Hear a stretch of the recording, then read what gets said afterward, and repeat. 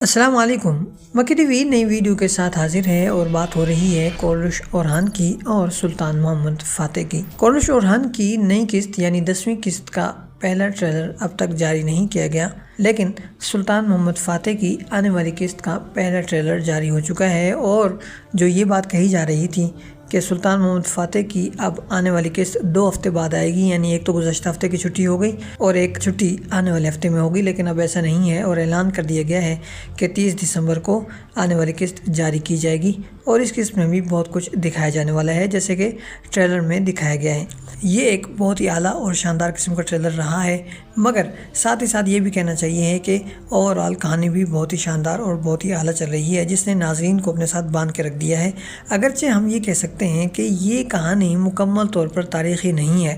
کیونکہ اگر ہم تاریخ کو اٹھا کر دیکھیں تو گزشتہ قسط میں طرابزون کو جس طرح فتح کیا گیا ہے، حقیقت میں طرابزون اس طرح فتح نہیں ہوا تھا۔ یعنی طرابزون فتح ہوا تھا جب سلطان محمد فاتح نے خشکی اور تری یعنی سمندر اور زمین سے اس کا گھیراؤ کر لیا تھا، محاصرہ کر لیا تھا۔ تو جب قوم نوس کو یہ لگا کہ اب ہم زندہ نہیں رہ پائیں گے اور ہمارے پاس کھانے پینے کا سامان وغیرہ ختم ہو رہا ہے اور کسی بھی طرف سے امداد نہیں آ سکتی، تو اس نے ہتھیار ڈال دیا تھا۔ اور جب اس نے ہتھیار ڈال دیے اور پھر ظاہر ہے کہ اس نے شہر سلطان محمد فاتح کے حوالے کر دیا، اور سلطان محمد فاتح شہر میں بغیر کسی لڑائی کے، بغیر کسی جنگ کے داخل ہوئے تھے۔ مگر جیسا کہ آپ نے دیکھا کہ گزشتہ قسط میں طرابزون میں ایک بڑی جنگ دکھائی گئی اور بہت زیادہ خون خرابہ بھی دکھایا گیا، خاص طور پر جھنڈا جو ہے وہ سربلند کیے جاتے وقت وہ شہید ہوا ہے لڑکا، تو اس کو ایک بہت ہی جذباتی قسم کی چیز بنا کر پیش کیا گیا ہے۔ دیکھنے کے لیے تو بہت اچھا ہے، لیکن یہ چیز تاریخ میں نہیں ہے۔ تو اس طرح کی کئی ساری چیزیں ہیں۔ مثال کے طور پر ایک اور چیز آپ لے لیجئے کہ ولاد تپیش جو ہے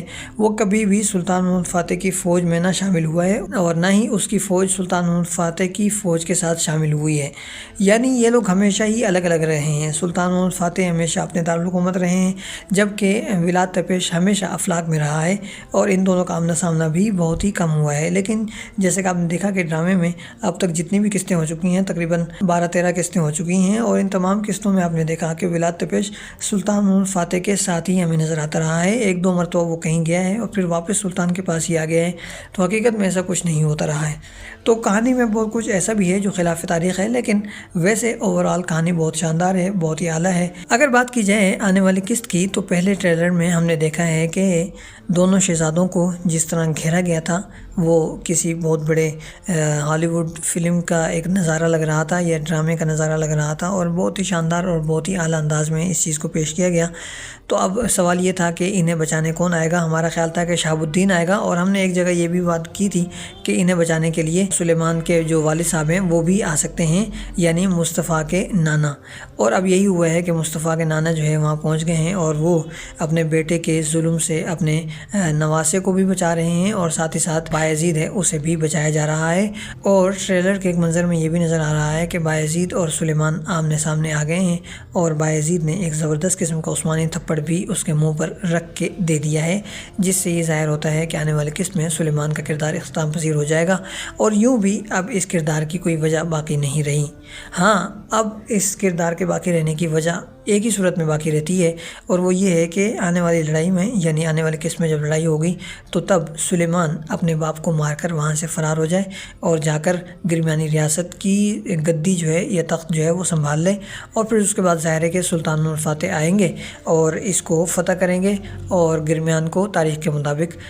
سلطنت عثمانیہ کا حصہ بنا دیں گے۔ لیکن دیکھنا یہ ہے کہ کیا ہوگا۔ جیسا کہ گزشتہ قسط میں آپ نے دیکھا ہی ہے کہ محمود پاشا نے بھی سلطان محمد فاتح کے سامنے یہ بات کہی کہ آپ نے گرمیانی سلطان کو جو پیغام بھیجا ہے وہ خطرے سے خالی نہیں ہے، جس سے یہ ظاہر ہوتا ہے کہ سلطان محمد فاتح نے گرمیانی سلطان کو یہ کہا ہے کہ بھائی اب تمہیں ہمارے ساتھ شامل ہونا ہے، یعنی ہماری صف میں شامل ہونا ہے۔ اور ظاہر ہے کہ یہ ایک خطرناک بات ہے، اور اس بات کو شاید ہی تسلیم کیا جائے اور بات جنگ تک جا پہنچے۔ دوسری طرف ولاد تپیش نے اپنے اندر موجود اچھائی کے ایک نشان کو، یعنی اس چھوٹے بچے کو جو سلطان محمد فاتح سے محبت کرتا ہے، اسے بھی ختم کر دیا ہے، جس کا مطلب یہ ہے کہ اب ہمارے سامنے ولاد تپیش کی بجائے ولاد ڈراکولا آگے آنے والی قسطوں میں نظر آنے والا ہے، اور یہ تاریخی طور پر اب جنگ جو شروع ہوگی وہ بہت ہی خوفناک ہوگی، اور اس کا پہلا منظر ہمارے سامنے آ چکا ہے، جس کی تصویر آپ اس وقت اپنی اسکرین پر دیکھ رہے ہوں گے، جس میں آپ دیکھ سکتے ہیں کہ بہت سارے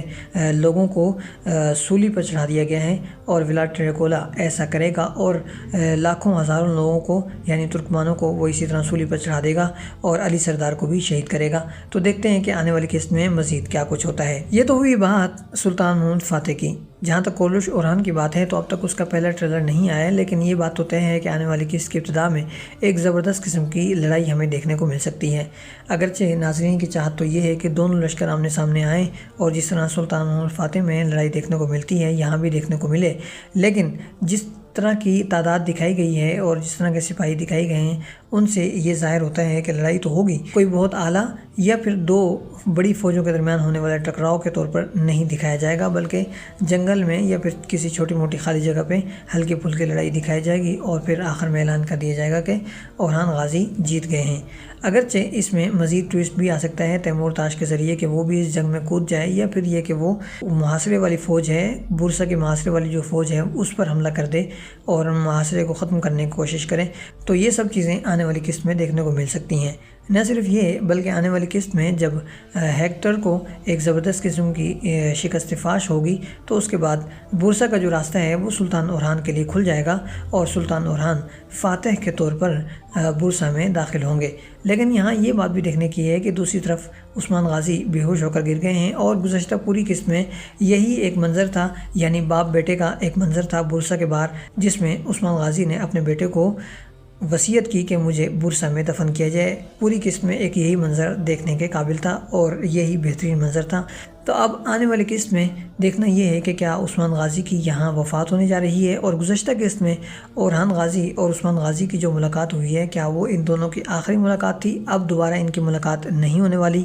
بظاہر یہی محسوس ہوتا ہے کہ آنے والی قسط میں عثمان غازی کا انتقال ہو سکتا ہے، اور ساتھ ہی ساتھ بورسا کی فتح ہو سکتی ہے، اور اس کے بعد اورحان غازی بورسا کی فتح کی خبر لے کر جب عثمان غازی کے پاس پہنچیں گے تو وہ بالکل آخری دموں پر ہوں گے، اور فتح کی خوشخبری سن کر اپنے بیٹے کو وصیت کریں گے اور اس کے بعد انتقال کر جائیں گے، اور پھر اورحان غازی اپنے والد کی میت لے کر بورسا آئیں گے اور یہاں ان کی تدفین ہوگی۔ گزشتہ قسط میں اس طرف خواب کے ذریعے بتا دیا گیا ہے کہ آنے والی قسط میں یا پھر آنے والی ایک دو قسطوں میں عثمان غازی کا انتقال ہو سکتا ہے، اور بتایا یہی گیا ہے، سمجھانے کی یہی کوشش کی گئی ہے کہ بورسا کی فتح کی ایک قیمت ہے، اور وہ قیمت عثمان غازی کی وفات کے ساتھ چکائی جائے گی۔ دوسری طرف یہ بھی محسوس ہوتا ہے کہ آنے والی قسط میں جیسا کہ ہیکٹر کو اور اس کی فوج کو ایک زبردست قسم کی شکست فاش ملنے والی ہے، وہیں بورسا اور اورحان کے درمیان میں اگر کوئی رکاوٹ باقی رہے گی تو وہ ہوگا تیمور تاش نویان۔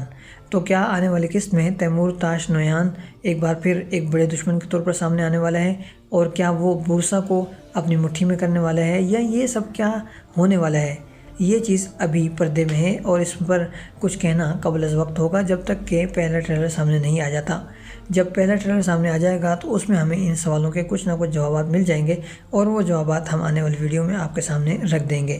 فی الحال کے لیے اورحان غازی کی کہانی آنے والی قسط میں کافی بہتر بلکہ بہترین ہوتی ہوئی نظر آ رہی ہے، لیکن اگر اورحان اسی راستے پر چلتا رہا، یعنی عشق و محبت کی داستانیں ہی چلتی رہیں، تو یہ کہانی جلد ہی بالکل ہی فلاپ ہو جائے گی اور ختم ہو جائے گی۔ اور اس کی وجوہات کیا ہیں؟ کیا محمد بزدار کا کوئی مسئلہ ہے، یا پھر چینل کی طرف سے کوئی مسئلہ ہے، یا پھر کہانی لکھنے والوں کی طرف سے کیا مسئلہ ہے؟ تو اس مسئلے پر ہمارے سامنے کچھ چیزیں آئی ہیں، ان چیزوں کے حوالے سے ہم آپ کو آنے والی ویڈیو میں تفصیل سے بریف کریں گے انشاءاللہ۔